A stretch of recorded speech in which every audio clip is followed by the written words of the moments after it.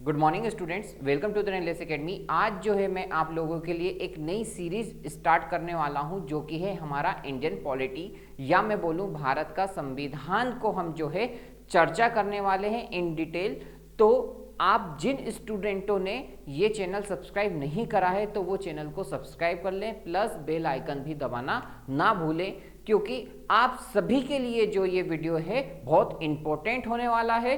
तो आप लोग इस वीडियो को अंत तक जरूर देखें। जो स्टूडेंट यूपीएससी, पीएससी या अदर कंपटीशन एग्जाम की तैयारी कर रहे हैं उनके लिए भी ये इंपॉर्टेंट जरूर होने वाला है, क्योंकि हम इस लेक्चर्स में इन डिटेल हम जो है इंडियन पॉलिटी को डिस्कस करने वाले हैं।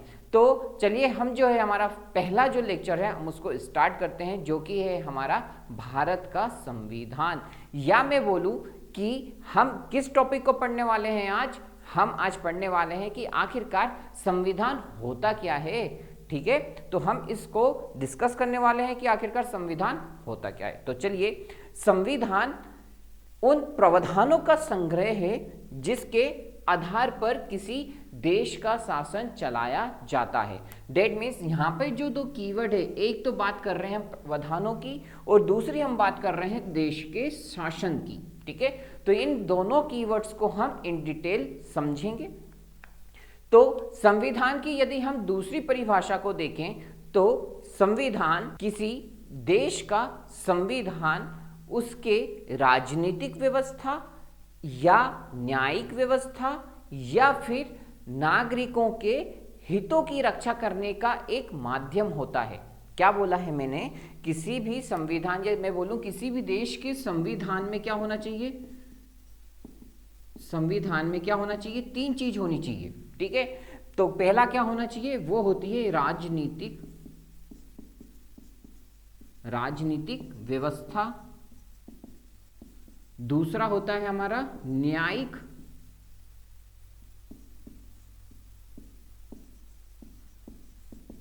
और तीसरा थर्ड हमारा इंपॉर्टेंट कीवर्ड्स होता है, वो होता है क्या?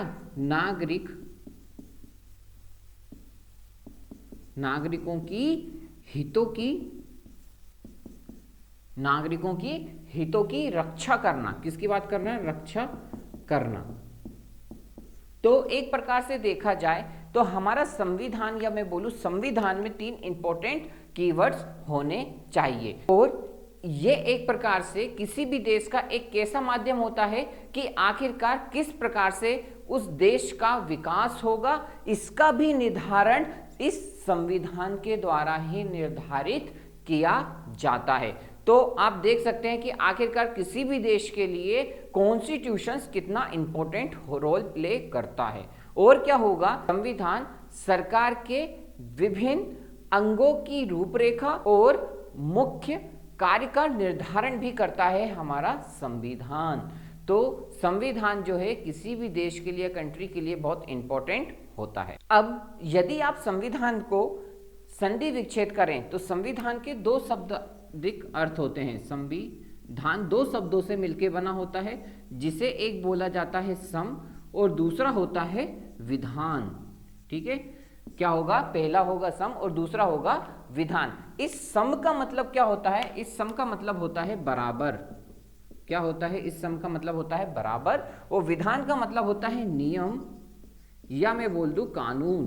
तो इससे हमारी क्या डेफिनेशंस निकलती है इस नियम कानून से, या मैं बोलूं नियम कानून क्या होता है? तो वह नियम कानून जो देश के प्रत्येक नागरिकों पर एक समान लागू होता है, उसे हम बोलते हैं संविधान। तो सम का मतलब हो गया बराबर और विधान का मतलब हो गया कानून या नियम, जिसे हम तौर तरीके बोल भी सकते हैं।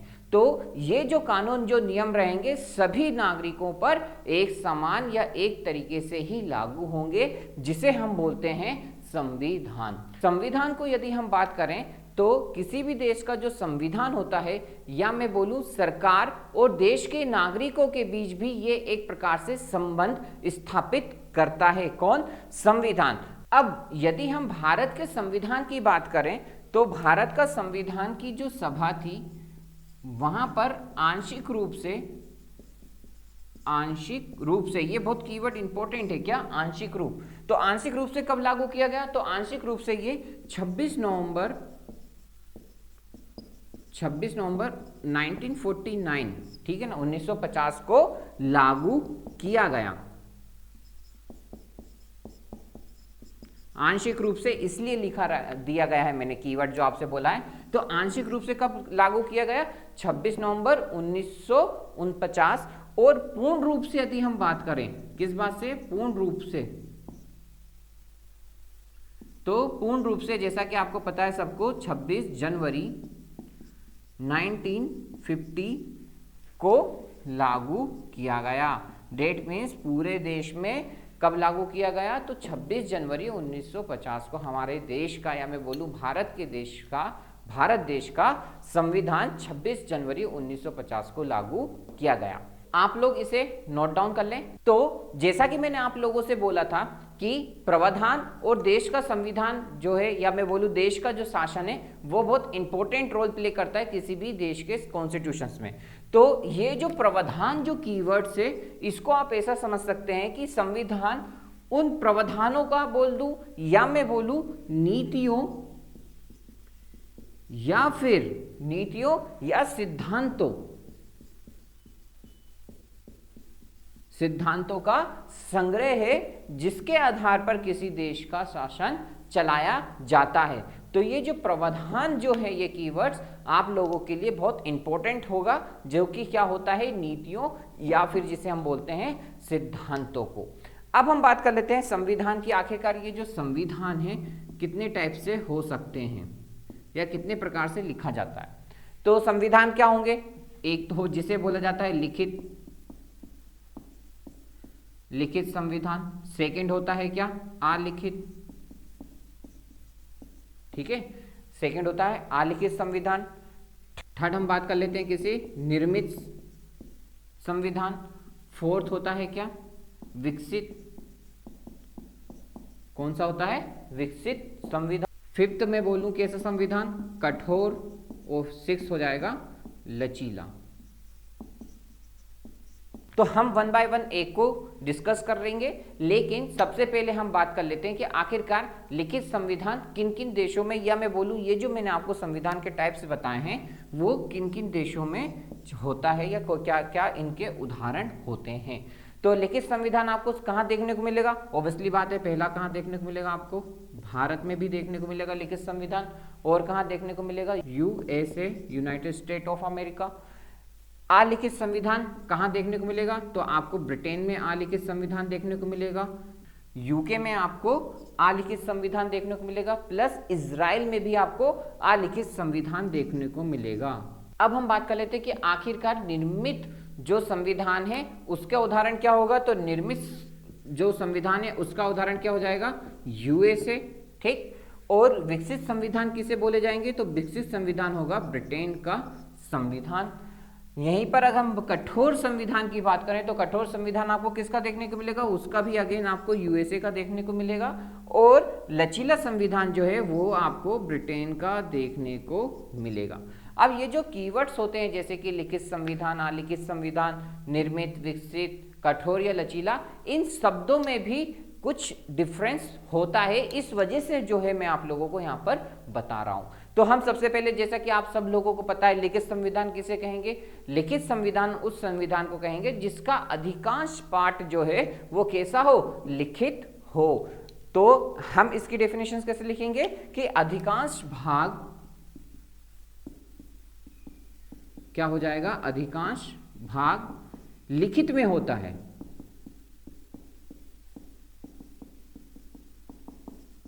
ठीक, तो अधिकांश भाग लिखित में होता है, इस वजह से हम इसको क्या बोलते हैं? लिखित संविधान। और इसका उदाहरण कहां कहां देखने को मिलेगा? एक आपको देखने को मिलेगा भारत, और दूसरा आपको देखने को मिलेगा USA। सेकंड हम बात कर लेते हैं अलिखित संविधान के कौन कौन से होते हैं। तो अलिखित संविधान का मतलब होता है कि अधिकांश भाग कैसा हो? कि ये अलिखित हो। अधिकांश भाग कैसा हो? अलिखित। तो इस प्रकार के संविधान को हम अलिखित कहेंगे, और इसके उदाहरण क्या हो जाएंगे? ब्रिटेन, UK और इजराइल। तो यहां पर मैं आप लोगों को समझाना चाहूंगा कि यहां पर जो शब्द लिखा हुआ है अधिकांश, अधिकांश का मतलब ये हुआ, हम कई बार स्टूडेंट समझ लेते हैं कि अलिखित का मतलब होता है कि किसी भी देश का जो संविधान होता है वो ओरली होता है, यानी कि मैंने बोल दिया या किसी भी शासन ने बोल दिया तो वैसा नियम बन जाता है, जबकि ऐसा नहीं होता है। ये आप समझ लें कि अलिखित संविधान का मतलब होता है कि कुछ पार्ट, ठीक है ना, पूरा पार्ट की बात नहीं कर रहे हैं, कि कुछ थोड़ा जो पार्ट होता है वो लिखित होता है, देन मोस्टली जो पार्ट्स होता है वो अलिखित होता है। इस वजह से उसको क्या बोला जाता है, अलिखित कॉन्स्टिट्यूशन या अलिखित संविधान कहा जाता है, जो उसके उदाहरण आपको ब्रिटेन, यूके और इजराइल में देखने को मिलते हैं। नेक्स्ट हम बात कर लेते हैं आखिरकार निर्मित संविधान किसे हम बोलेंगे। तो निर्मित संविधान उस संविधान को हम बोलेंगे जिसमें क्या होगा, किसी संविधान का निर्माण उसकी सभा के द्वारा और एक निश्चित समय के द्वारा निर्धारित किया जाता है, या निश्चित समय के टाइम ड्यूरेशंस के अंदर निर्मित होता है, तो उसे हम बोलते हैं निर्मित संविधान। तो इसमें दो कीवर्ड्स क्या हो गए कि ये एक सभा के द्वारा, तो ये सभा द्वारा प्लस क्या होगा, निश्चित टाइम में, निश्चित समय सीमा में निर्मित होता है, ठीक है। तो निर्मित होता है जिसे हम बोलते हैं निर्मित संविधान, जिसका उदाहरण आपको क्या देखने को मिलेगा, यूएसए। नेक्स्ट हम बात कर लेते हैं आखिरकार विकसित संविधान आप किसे कहेंगे, कि किसी संविधान की उत्पत्ति विकास क्रम के राजनीतिक परंपराओं के बीच या राजनीतिक परंपराओं के द्वारा होती है, उसे हम बोलते हैं विकसित संविधान। तो इसमें हम क्या कीवर्ड्स इंपॉर्टेंट है, तो वो है हमारा राजनीतिक परंपरा के द्वारा विकास के क्रम की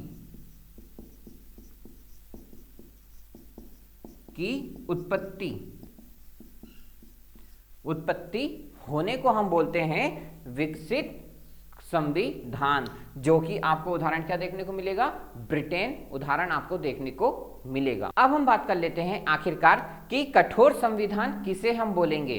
तो कठोर संविधान हम उसे बोलेंगे जिस संविधान में बनने तथा संविधान संशोधन, क्या बोल रहे हैं अपन, संविधान संशोधन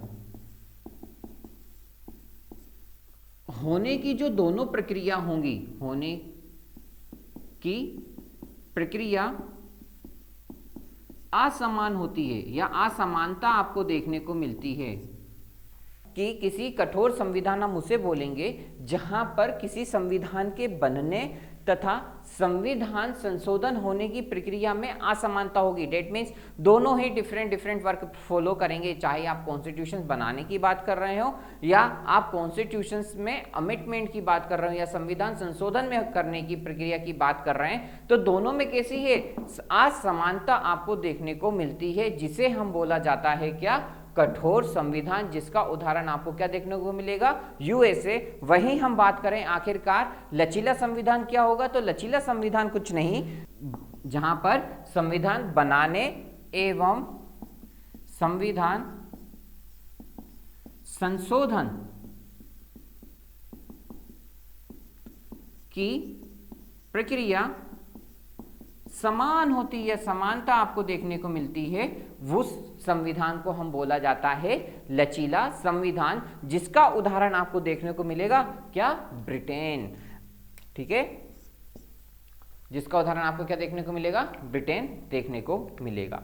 तो आप लोग इसे नोट डाउन कर लें। तो अब हम बात कर लेते हैं आखिरकार जो संविधान होता है वो दोनों रूपों से कनेक्टेड होता है या दोनों का संबंध होता है, किससे, संविधान जो होता है वो व्यक्ति से प्लस जो राज्य होते हैं या जो राज्य होते हैं, इन दोनों से क्या होगा, आपको इन दोनों का संबंध देखने को मिलता है, किसका, डायरेक्टली संविधान से। व्यक्ति से कैसे, तो व्यक्ति से आपको दो प्रकार से देखने को मिलता है, एक जिसे हम बोलते हैं मूल कर्तव्य और दूसरा हम बोलते हैं मूल अधिकार।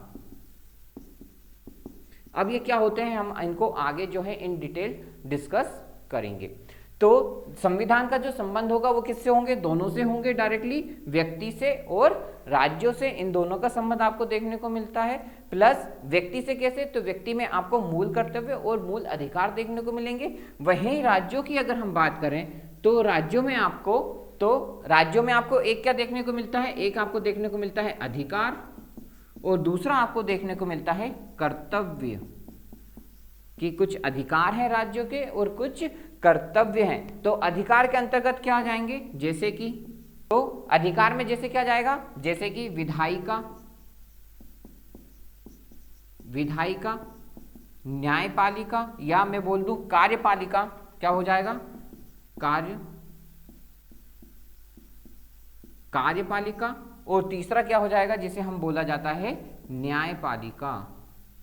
तो तीसरा क्या हो जाएगा हमारा, न्यायपालिका। वहीं हम कर्तव्य की बात करें तो कर्तव्य के अंतर्गत क्या आ जाएगा, कि कर्तव्य क्या हो जाएगा कि नागरिकों का रक्षा करना भी एक राज्य का क्या होता है, कर्तव्य होता है। तो हम यहाँ पर लिखेंगे, या मैं बोल दूं, हम क्या बोलेंगे यहाँ पर कि जनता का कल्याण करना, जनता का कल्याण करना भी क्या हो जाएगा, ये राज्यों का एक प्रकार से कर्तव्य हो जाएगा। और इसका उदाहरण क्या देखने को मिलेगा आपको, डीपीएसपी, डेट मीन्स राज्यों के नीति निर्देशक तत्व, राज्यों के नीति